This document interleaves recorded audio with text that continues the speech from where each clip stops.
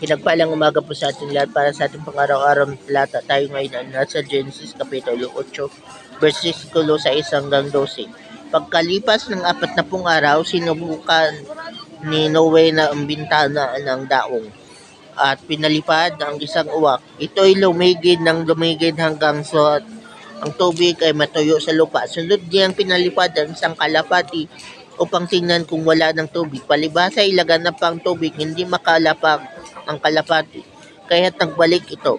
Hinuli ito ni Noe at muling ipinasok sa daong. Pagkaraan ng 7 araw, muli niyang pinalipad ang kalapati. Babalik nito kinagabihan. Ito may tangay ng sariwang dahon ng olibo. Natiyak ni Noe nakatina ang tubig.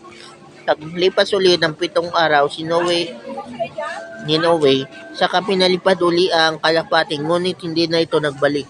So ito na nga po ng panahon na tapos na yung dilubyo sa panahon ni Noe at nasa period of recovery na sila. At oo, tapos na yung dilubyo pero yung tubig ay nandun pa rin. Pero iniingatan pa rin sila ng Diyos. At yun nga po na during that time, the Lord is still with them. So ganun po yun na pagkatapos ng trial, sa period of recovery mo, kung meron kang pinagdadaanan, ang Diyos ay iingatan ka pa rin, ikaw at ang buong mong pamilya, at muli kanyang palalakasin.